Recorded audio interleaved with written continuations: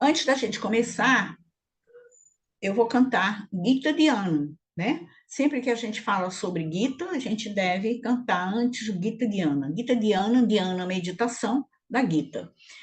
E eu vou cantar em sânscrito, né? Já sabemos que o sânscrito é uma língua que é voltada só para isso, né? Para cânticos, para dramas, representações teatrais, ou, ou orações, repetição de mantras, né?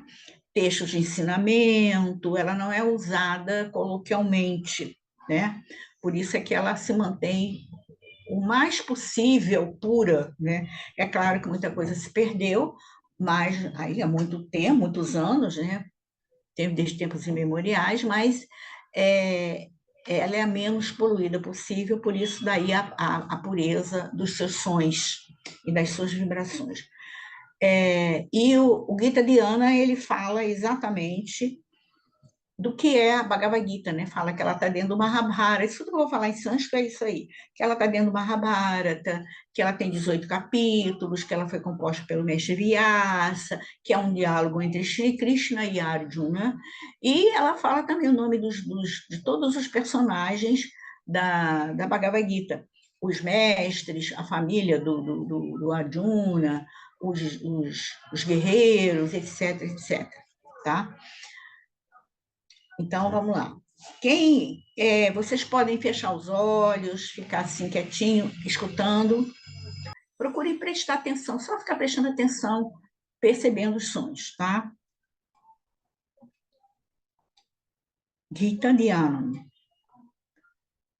Om Parthaya Pratibodhitam Bhagavata Narayanena Swayam Vyasena Gratitam Purana Munina Madhye Mahabharatam Advaitamrita Varshinim Bhagavatim Ashtadashadhyainim Amba Tua Manusandadhami Bhagavad Gita Bhavado Eshinim Namostute Vyasa Vishala Buddhe Pulara Vindaya Tapatra Netra Yena Toya Bharata Tela Purnaha Prajwalito Jnanamaya Pradipaha Prapanna Parijataya Totra Vitraikapanaye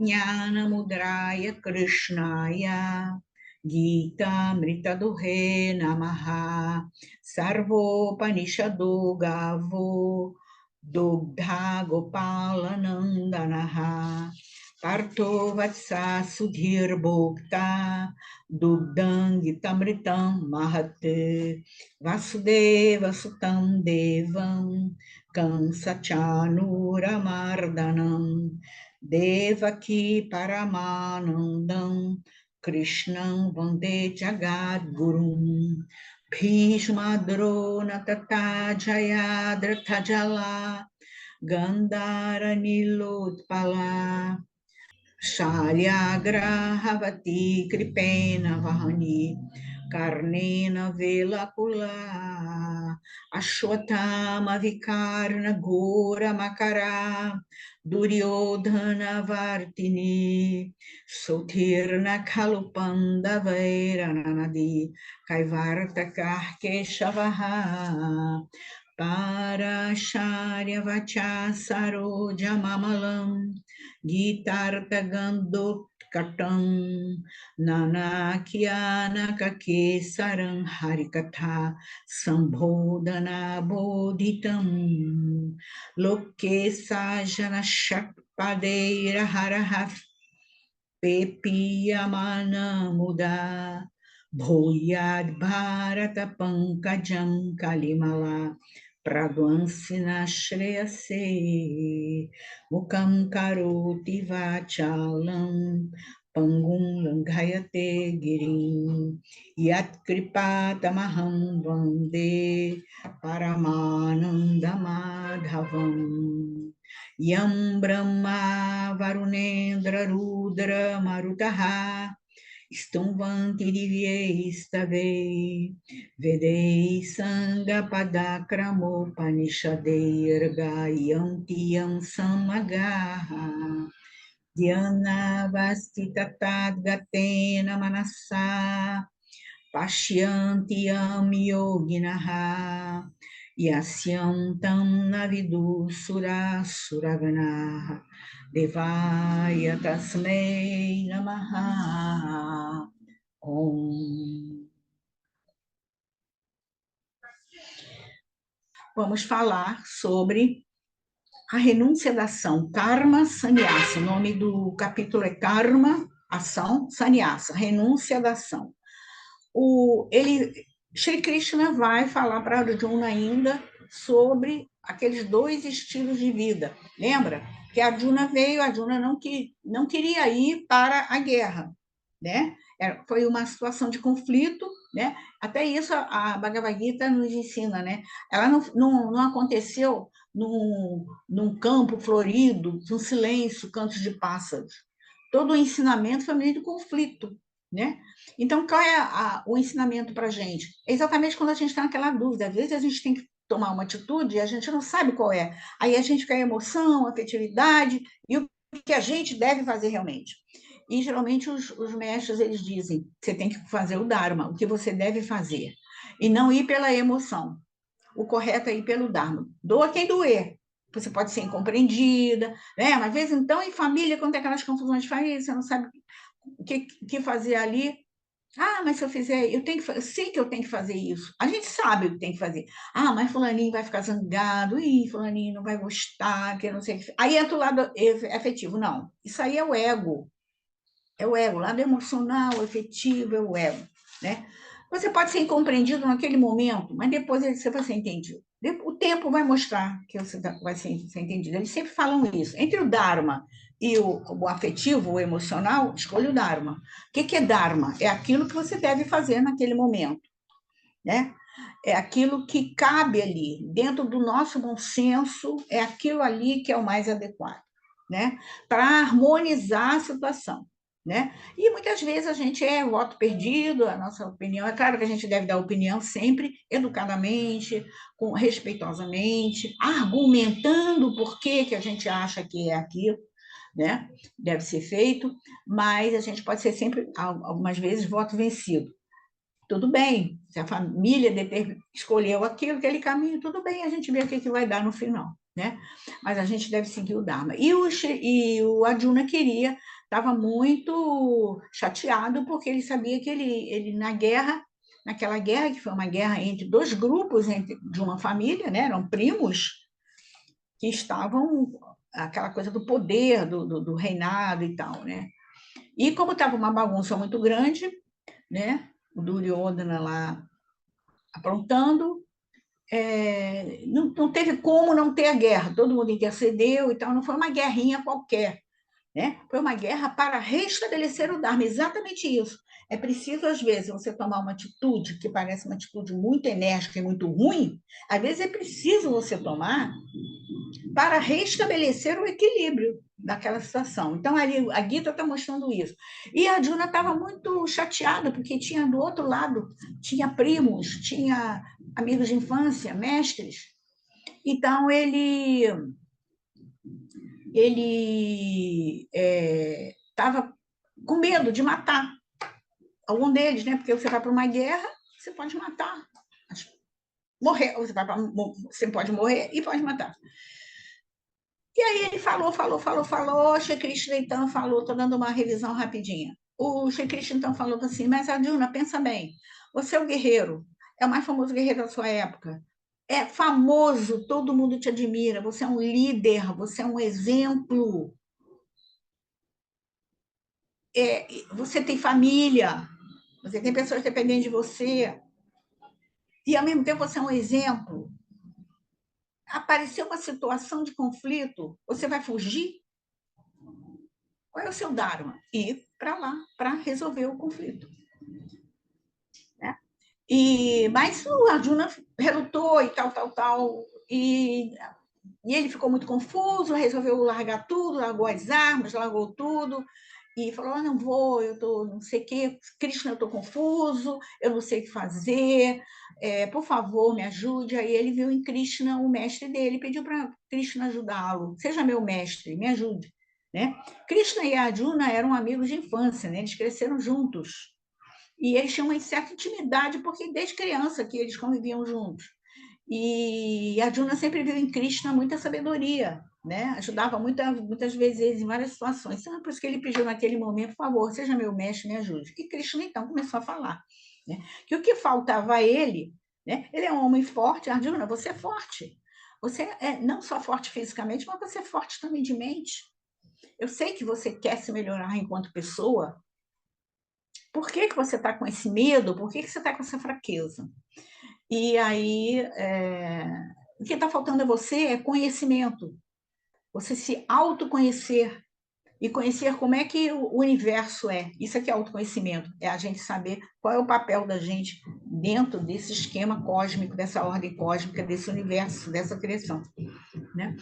E aí ele falou: o que está faltando a você é isso, é esse conhecimento. Né? E aí Krishna falou com ele que tinha dois estilos de vida que você pode seguir para conseguir esse conhecimento. O sannyasi, que é o renunciante. O que é o renunciante? O renunciante, ele larga a família, larga a profissão, larga tudo, fica peregrinando, só em contato com mestres, em ashrams, etc., com contato, com a busca desse autoconhecimento, né? Que é uma situação que praticamente só existe na Índia, né? Porque a Índia tem uma cultura que protege o renunciante. Aqui no Ocidente você vai ser mendigo, né? Na Índia tem um mendigo, mas tem um renunciante. Né? Aqui no Ocidente, não, né? Não tem essa cultura de proteção de um renunciante. Mas, então, esse é um estilo de vida. E o outro estilo de vida é assim: você ficar com a sua família, com a sua profissão, com os seus compromissos, seus dharmas, seus vários papéis, né? Dharma familiar, seu papel na família, seu papel como profissional, seu papel com os amigos, até no lazer, né? Mas, paralelamente à sua vida comum, cotidiana, sem largar nada, você segue uma linha de autoconhecimento. Por exemplo, yoga. A gente faz as práticas da gente, 2 vezes por semana. Quem está seguindo algum estudo, algum texto, procura seguir ali aqueles ensinamentos, e paralelamente à sua vida. Esse é chamado Karma Yogi. Que somos nós, né? Nós somos Karma Yogis. Por quê? Porque ao mesmo tempo que nós somos karma, nós temos as nossas ações mundanas. Quando eu falo mundana, é assim, é familiar, profissão, amigos, estudo, convivência social, etc. Mas nós temos um tempo para fazer a nossa prática, para o nosso, escutar textos de ensinamento, de mestre, estar em contato com, com esses ensinamentos. Né, da linha dentro, a nossa linha de autoconhecimento é o yoga, né? Tem outras linhas também, mas o nosso, que nós nos identificamos, é o yoga. Então, eu vou falar sempre nesse sentido, porque é a nossa situação aqui. E aí a Juna quer seguir o quê? O renunciante, porque ele renunciante, ele abandona tudo, não precisa ir lá para a guerra. Mas ele falou, esse caminho é muito bom, do renunciante. Aí ele falou assim, não, mas o renunciante não é assim, você tem que ver se você pode renunciar. Não é assim, eu vou largar tudo, vou embora. Não, se você tem uma família, se você tem pessoas dependentes de você, se você tem que ainda trabalhar para poder, sobreviver, né?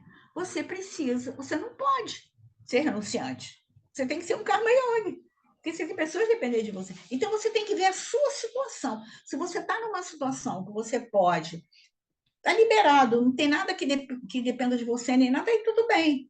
Mas se você não está, não. Você tem pessoas dependentes ali de você, né? Então,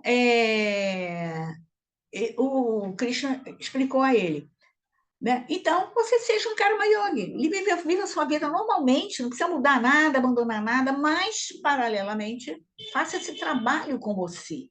Né? É um trabalho que nós não temos data para acabar, nós não temos pressa, é esse processo de autoconhecimento.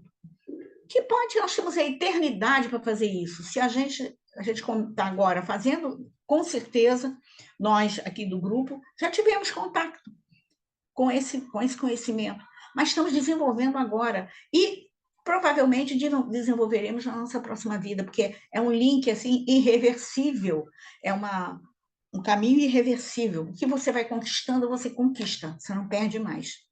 Então, na próxima vida, certamente a gente ainda vai se identificar mais ainda com isso, né? E em condições melhores da gente desenvolver esse autoconhecimento, né? O que é o autoconhecimento? É a gente saber lidar com as situações, com as pessoas, entender como é o mundo, sem o mundo afetar você, né? Você lida com as situações, isso não significa que você não tenha mais problemas, não. É vida normal. Só que a sua atitude é que muda diante dos problemas. Isso aqui é autoconhecimento, que ele vai promovendo na gente, ele vai melhorando de tal forma a nossa mente que a gente vai tendo calma para a gente olhar para as coisas com calma e ver o que fazer, né? Se é um momento bom, vamos curtir, vamos brincar, vamos celebrar. Se é um momento difícil, respira fundo, se acalma daquele choque inicial e vamos resolver com tranquilidade. Mas você só vai resolver bem se você estiver tranquilo, se a sua mente estiver calma. Então, você tem que se acalmar. Usa os recursos do yoga, respiração, não deixa de fazer a sua prática, né? E aí, no verso quinto, que é esse agora, ele continua falando isso, né? A atitude de Karma Yoga, né? A atitude de Karma Yoga, né? Karma Yoga é aquele que já entende isso, né? Que o mundo ele é feito de opostos. Uma hora tá sol, outra hora tá chuva. Uma hora tá frio, uma hora tá calor. Uma hora tá tudo bem, tranquilo, e uma hora tá turbulências na vida da gente. Não é assim? Uma hora é saúde, outra é doença. A gente está sempre lidando com opostos. Não tem como a gente mudar. Então, a gente tem que mudar a nossa atitude diante disso. Não adianta ficar reclamando da vida, culpando a BCDF, não adianta. É a gente se acalmar, olhar para o mundo. Isso é que é o processo de mudança das nossas atitudes diante da vida, né? E das então, e o que Shri Krishna fala para Arjuna? Olha, o karma Yoga é o caminho mais seguro, porque você não precisa largar nada, você só acrescenta esse tempo à sua vida, nas suas atitudes, na sua vida, no dia a dia, você acrescenta aquele tempo ali para as suas práticas, para o seu estudo, né? E deixa que isso aí, no yoga, então, a própria prática vai mudando a qualidade da sua mente. Por quê? O asana, junto com a respiração, atua mentalmente. A maior função mais importante do asana é a mente.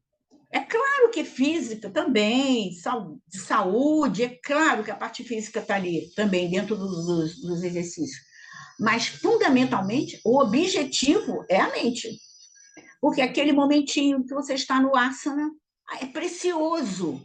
Durante o tempo da contagem da respiração, ou da inspiração, ou da expiração, aquele momentinho ali é precioso, que é ali que você está suavemente fazendo a sua mente ficar concentrada, né? E assim, né?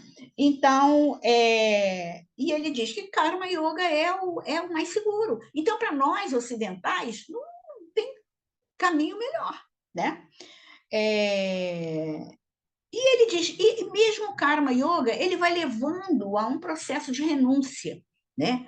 Se a gente prestar atenção, nós que praticamos yoga, antes da gente fazer yoga, tinha coisas que eram fundamentais na vida da gente. A gente ia morrer se não tivesse aquilo. Hoje em dia, pode ter, pode não ter, aquilo fica em diferença, renúncia. Quando a gente fala em renúncia, a pessoa, mas como é que eu vou renunciar à minha família? Como é que eu vou renunciar ao meu filho? Como é que eu vou renunciar? Não é, deixa isso para depois. Pensa nas pequenas coisas, nas coisas mais simples, que antes tinham um valor imenso para a gente. Hoje em dia, pode estar, pode não ter, tudo bem. Se tiver, tudo bem. Se não tiver, também tudo bem. Né? É isso que é renúncia. Né? Isso, de certa forma, é renunciar também. Né? Então, ele vai limpando da nossa vida as coisas que não são essenciais para o nosso autoconhecimento. É isso, é que é renúncia. Né? Então, ele diz, Karma Yoga também, se você faz a sua prática ali, paralelamente à sua vida normal, ele vai fazendo esse processo também de preparação da mente e de renúncia, tirando da sua vida o que não foi essencial para este caminho, né? Deixando só o que é essencial para você ainda naquele momento. A sua família, a sua profissão, as suas amizades, etc. e tal, tal, tal. Às vezes até pessoas saem da vida da gente. Pessoas que não vão contribuir saem, né? Então fica ali o essencial para a gente, né? Porque a gente é karma yoga e a gente tem dharmas familiares e profissionais, etc. E a Juna continua perguntando, mas eu estou confuso, você me confunde, Krishna, eu não sei o que fazer, ainda está confuso lá, eu não sei o que eu faço, se eu vou ser renunciante, se eu vou ser karma yoga, e o sábio, aí o Krishna fala para ele, né, no quinto capítulo, o sábio é aquele que tem conhecimento, que tem sabedoria, né? Aliás, no outro capítulo anterior, né, que a Arjuna perguntou se como é que o sábio se veste, como é que ele come, como é que ele anda, como é que ele senta. Não é isso que faz a pessoa sábia. Não é como ele veste, não é como ele senta, não é como ele come. É a sabedoria diante das situações da vida. É a calma, é o equilíbrio, a sabedoria, a clareza diante das situações da vida. Isso é que faz o sábio, é aquele que tem sabedoria, né? Krishna deu essa resposta para o Arjuna, mas eu estou confuso, eu não sei, Krishna, não sei o quê. O Arjuna ainda estava, né? E aí ele falou, olha, então, e aí o Shri Krishna, deixa eu ver se tem mais alguma coisa para falar, né? Falou com ele isso, né? O quinto capítulo é mais isso. Ele falou, o quinto capítulo tem esse chamado karma sannyasa. Sannyasa significa renúncia da ação, karma, ação, que é todo o processo que mesmo o karma yogi a gente também vai passando, né? Nesse sentido, no sentido da gente ir de saindo da vida da gente aquilo que não for essencial para o nosso caminho de autoconhecimento. Pode aparecer, e nós também não damos mais aquele valor que dávamos anteriormente àquela situação ou àquela pessoa, né? Então muda, mas por outro lado, vem novas pessoas, novas situações da vida da gente. A gente vai conhecendo pessoas que também estão com essa visão. A gente vê que não está sozinho. Então, isso ajuda muito a gente no processo e no caminho, né? Então, essa foi. E aí, o Shri Krishna vai falar para a Juna assim: olha, Juna, você tem que se acalmar. Então, no próximo capítulo, capítulo 6, ele vai chama-se Dhyana Yoga. Ele vai falar sobre meditação para o Arjuna. Você tem que fazer meditação, você tem que se acalmar, você tem que preparar sua mente, né? Você tem que se acalmar, você está muito confuso e tal. E aí, no capítulo 6, ele vai falar sobre exatamente meditação. Eu vou cantar então o mantra final de encerramento.